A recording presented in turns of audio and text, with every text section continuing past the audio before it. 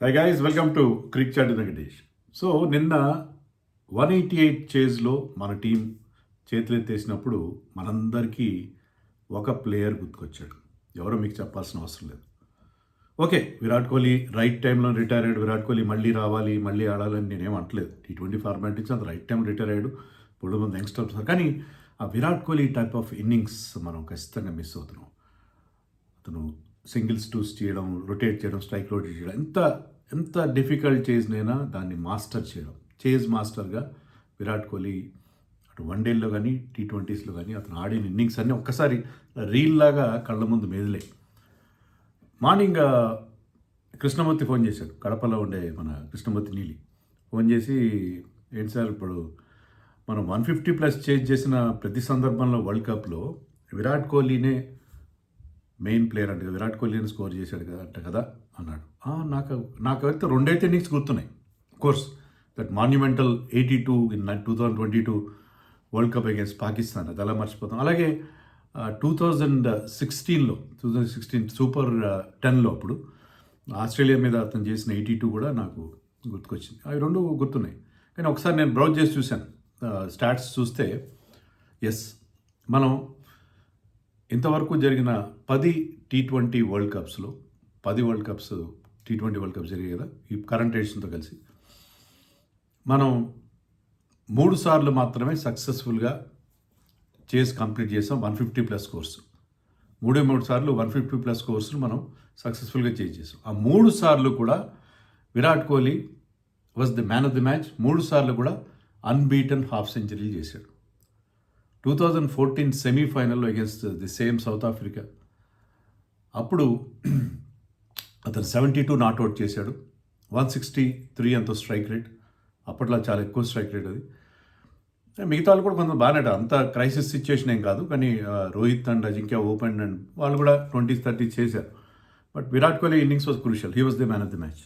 672 not out against south Africa in the semi-final 2014. 2016లో 82 not out against Australia and super 10.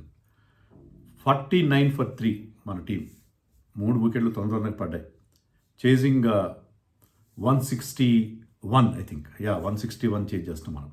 First time south Africa మీద 173 chase చేసాం, దాన్ని సక్సెస్ఫుల్గా complete చేసాం. ఇక్కడ 161 చేజ్ చేస్తున్నాం. 3 వికెట్లు ఫాస్ట్గా పడ్డాయి. లాస్ట్ 3 ఓవర్స్లో 39 రన్స్ అవసరం, కానీ విరాట్ కోహ్లీ 32 రన్స్ చేశాడు ఆ 39 రన్స్లో. అండ్ అతను హ్యాడ్ హీ హిట్ 6 and 4 అనుకుంటా. ఫాక్నర్ బౌలింగ్లో కొట్టాడు. తర్వాత నేతన్ కుల్టర్నైల్ బౌలింగ్లో 4 సిక్స్లు కొట్టాడు. 4 4లు కొట్టాడు సార్, 6 సిక్స్లు కొట్టాడు విరాట్ కోహ్లీ. సో 4లు కొట్టాడు.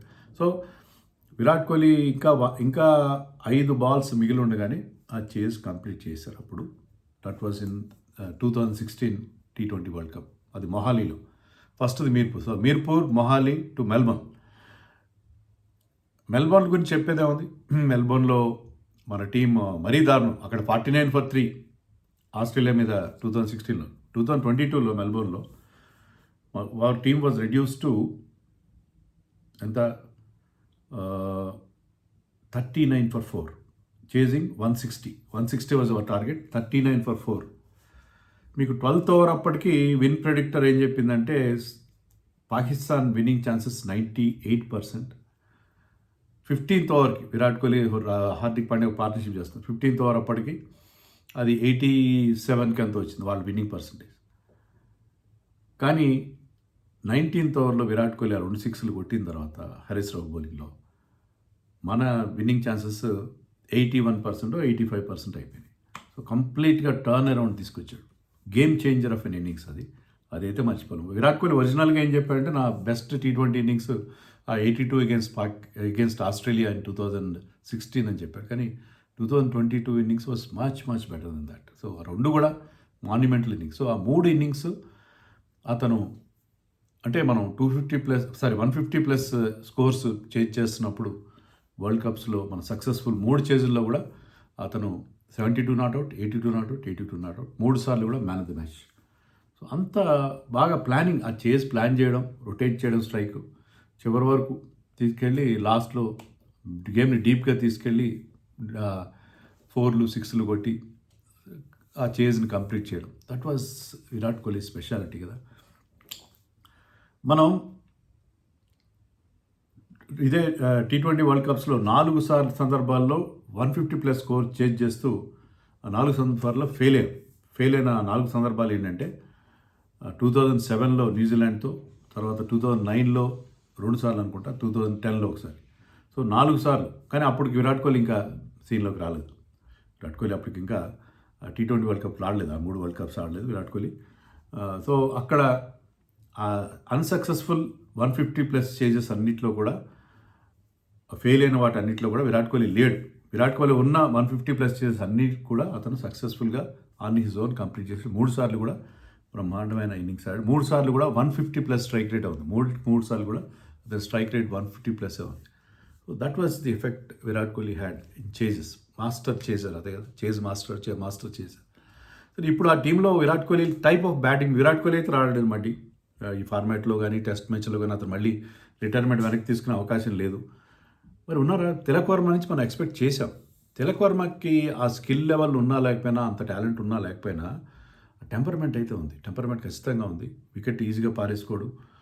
ఈ puts price on his wicket, అంతే బాగానే ఉంది. కానీ ఎందుకో అతను ప్రెషర్ ఫీల్ అవుతున్నాడు ఈ వరల్డ్ కప్లో. ఎందుకునో అంటే ఇంజరీ వచ్చిన తర్వాత మళ్ళీ అతనిలో అదే ప్లేయర్ అయితే మనం చూడలేదు. అతని దగ్గర ఉంది. అంటే too early to write him off. But Tilak Varma అదే దృష్టిలో Virat Kohli kind of innings ఆడతాడని చెప్పి మన టీం కూడా అతను బ్యాక్ చేస్తుంది. కానీ విరాట్ కోహ్లీ క్రియేట్ చేసిన మ్యాజిక్ చేయగలడు అతను. శ్రేయస్ అయ్యర్ చేయగలుగుతాడు. శ్రేయస్ అయ్యర్ అన్ఫార్చునేట్లీ ఇందాక వాట్సాప్ గ్రూప్లో కూడా చర్చ జరిగింది.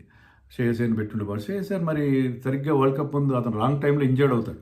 సో ఇంజరీ ఉండడం వల్ల అతన్ని కన్సిడర్ చేయలేదు. అతను లేట్గా ఫిట్ అయ్యాడు.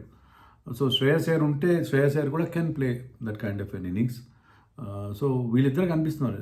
Shubman Gill maybe or may not be మనకి, ఎందుకంటే అతని T20 ఫార్మాట్కి సరిపడా బిగ్ హిట్టింగ్ చేస్తారని నమ్మకం లేదు. కానీ తిలక్ వర్మ అండ్ శ్రేయస్ అయ్యర్ కొంతవరకు ఈ రకమైన హిట్టింగ్ చేయగలుగుతారు భవిష్యత్తులో మనకి అనిపిస్తుంది. ఇంకోటి ఏంటంటే ఇప్పుడు వస్తున్న ప్రజెంట్ జనరేషన్ ఆఫ్ క్రికెటర్స్కి ఇలాగా స్ట్రైక్ రొటేట్ చేయడం, సింగిల్స్ టూస్ తీయడం, డీప్గా తీసుకెళ్ళడం, ఇది వాళ్ళకి చేత కావట్లేదు. They are believing in 4s and 6s, 6లు కొట్టాలి, 4లు కొట్టాలి, రిలీజ్ షాట్ 2-3 డాట్ బాల్స్ ఆడగానే రిలీజ్ షాట్ అని చెప్పి గాల్లోకి ఆడేయడం. అది లక్ బాగుంటే బౌండరీ దాటుతుంది, లేకపోతే నో మ్యాన్స్ ల్యాండ్లో పడుతుంది, లేకపోతే క్యాచ్ వెళ్ళిపోతుంది, అంటే బ్యాట్ చంకలో పెట్టుకుని వెనక్కి వెళ్ళిపోతుంది. సో ఆ పేషెన్స్ లేకపోవడం, ప్లాన్ చేయడం, ఇన్నింగ్స్ బిల్డ్ చేయడం, ఈవెన్ T20లో కూడా ఇన్నింగ్స్ బిల్డ్ చేయాల్సి వస్తుంది ఒక సందర్భంలో.